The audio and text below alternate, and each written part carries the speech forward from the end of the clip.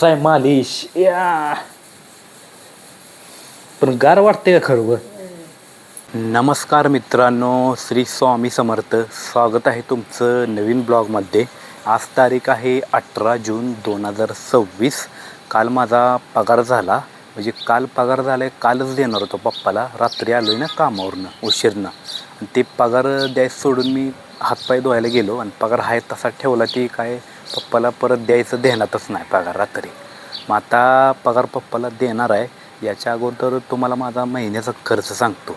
माझा पगार झाला आहे 13,000 रुपये, आणि ह्याच्यातलं 1,700 रुपये मोबाईलचा हप्ता जाणार, आणि 500 रुपये माझा महिन्याचा खर्च. इकडे तिकडं काय लागतेच ना आपल्याला, काही ना काहीतरी आणाय. 500 रुपये म्हणजे झाले किती? 1,700. हे 1,700 आणि ते 500 म्हणजे 2,200 रुपये झाले टोटल.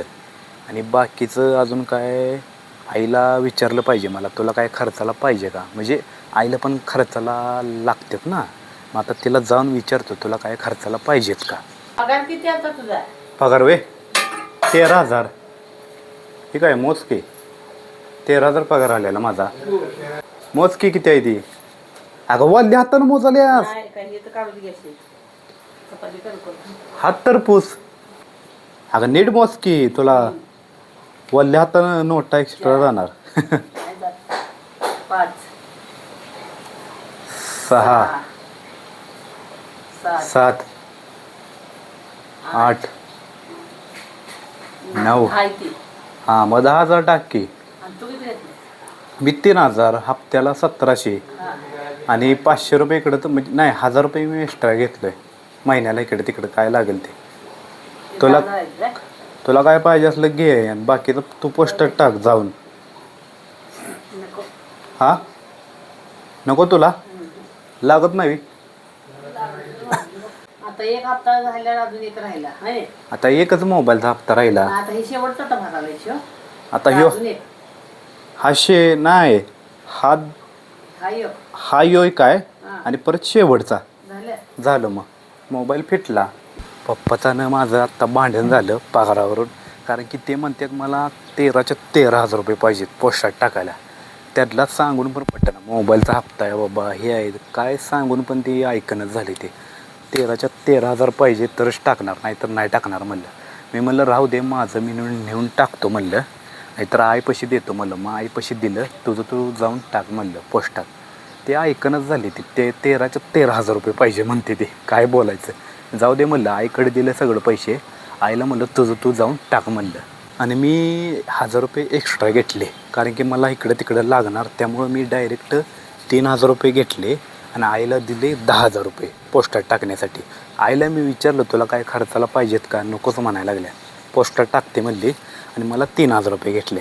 हे 1,700 रुपये काय हप्ताच जाणार, आणि राहणार किती? 1,300 रुपये राहणार. 1,300 रुपये मला नाईट पॅन्ट इकडं तिकडं आणायचे आहेत ना, कारण की नाईट पॅन्ट पण माझी कामावरची फाटल्या. त्यामुळं मी आईकडनं 1,000 रुपये एक्स्ट्रा घेतले नाईट पॅन्ट आणण्यासाठी. 2 नाईट पॅन्ट आणायच्या त्या पण फाटलेल्या कामावर घालून जातो या. त्याच्यासाठी मी 1,300 रुपये आईकडनं घेतलेले आहेत. आता आतल्या घड्याळाचं गेलं आहे शेल, म्हणजे त्या घड्याळातलं शेल चालू आहे, तरी पण घड्याळ चालतं या, मागं पुढं होतं आहे. कारण की ती शेल जरा संपत आले त्या घड्याळातलं. आता वाजले त्या करेक्ट 9, आणि या घड्याळात किती वाजलेत ग? 8:45 वाजले त्या, आणि आता 9 वाजलेत आहे ना. 9 आता वाजल्यात 9:04, आणि ही बघा 8:45 वाजल्यात. मागं पुढं का होतं हे? शेल चालूच आहे, तरी मागं पुढं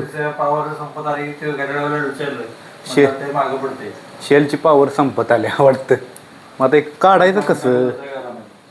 दुसरं गाला म्हणला वे. घड्याळ व्हायला विचारलंय का काय झालंय? विचारलंय घाल म्हणते रे. डबा आणला पाहिजे घड्याळ काढायला, हात पुरत नाही ना. 9:05 झाले. मागं पुढं होत्या. हा थांबा की तुमच्या घड्याळात किती वाजले त्या मोबाईलमध्ये? 9:05 झाले. बरोबर 9:05ला व्हायला लागणार. शेल गाठलं तरी होईना की चालू. काटाच पळणं. शेल काय बाद आणले काय? दुकानात घालाय कळतंय का? ते ना बरोबर मापात आहे काय? हा आता चालायला लागले हे काय उलटा घातलाय शेड. शेल उलटा घातलेला. आता किती वाजले बघा बरं तुमच्याकडं? 9-6. 9:06. मग 9:06 झाले की बरोबर 9:05 करतोय का? 9:05 झाले बरोबर. जरा मोडून घे. अजून 9-6 बघ्या बरोबर आहे. हा, बरोबर. असं दे की मागं पुढं काय बरोबर 9:06 झाले. मी 9:05 केलेत बरोबर आहे का? आता बघ कसं खाड खाड खाड चालतंय गाड्या. ही शेर काय करायचंय? आज किती तुझे? काय खातोस काय? पोळी. ठेव असू दे. पण काय उपयोग होते त्याला? ठेवून काय उपयोग नाही. पण चालू आहे ती शेल मग असं का पावर कमी झाले हो, ठेवा. द्या फेक. टीव्ही लावून बघ की चटकं बसते. जिबील लावून बघू ए तसं बघ सुरडते. चांगलं नसते ते. द्या की फेकून द्या फेकून देतो काय उपयोग नाही. हे बघतच बसली जाय का. ठेवतो इथं नंतर कचऱ्यात टाकायला. आईचं लागले डोकं दुखायला आणि आई म्हणत्या मेडिकलमधलं गोळी आणून दे डोकं दुखायची. मी म्हणलं गोळी नको डायरेक्ट मालिशच करतो म्हणलं डोक्याला. नवरत्न तेलाची पुडी आणल्या ही काय मालिश करण्यासाठी. म्हणजे ही नवरत्न तेलाची पुडी ओतून लावली का नाही डोक्यात मी थोडा शांत वाटेल ना डोक्याला गारवा येईल डोक्याला. त्यामुळे नवरत्न तेलाची पुडी आणल्या. आता आई हाय बाहेर. नवरत्न तेलाची पुडी लाव ना. गोळी राहू दे गोळीने काय थांबणार नाही डोकं. खाली बस ही पुडी फोडून डायरेक्ट डोक्यातच ओततो. होतो का सगळी होतो. आणि हातानं घाल.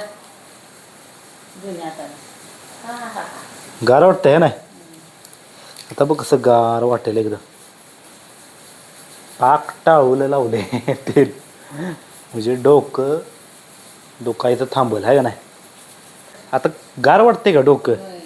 हा होय. केस अजून पांढरी रावली. हे असली कपडे. लईच पांढरी झाली ती. मेहंदी लावून 2 आठवडे पण झाले नाही तवर का पांढरी झाली केस. कसं आहे मालिश या. पण गार वाटते का खरं? बाटल्या नाही पाहिजे ती. पाच दुसरा पण जातात. पुढे काय पुरत नाही 1 रुपयाला असते ती. एकदम बाटली आणली का नाही म्हणजे लावायचे नाही सगळीकडं. हाताला माझ्या असं गार वाटायला लागले. वास घेतलं भारी वाटते. केस हातात यायला लागली तुझी आहे का माझ्या लांबडी केस. चाप लाव, चाप लाव.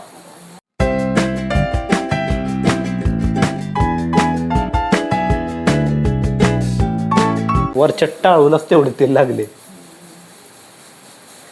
बास का केस लईच तांबडी झाली ती. मला वाटतं तांबे, होय तांबूस. तांबूस म्हणजे असं ठीक आहे पाक अशी पिकली ती मागं. मग एक काम करतो परवा दिवशी मेहंदी आणतो चांगल्या 4-5 पुढे लावतो म्हणजे काळी भुर्र झाली पाहिजे केस. चला मित्रांनो तुम्हाला हा माझा ब्लॉग व्हिडिओ आवडल्यास सबस्क्राईब करा लाईक करा. चला आता आपण भेटूया पुढच्या ब्लॉगमध्ये. जय महाराष्ट्र.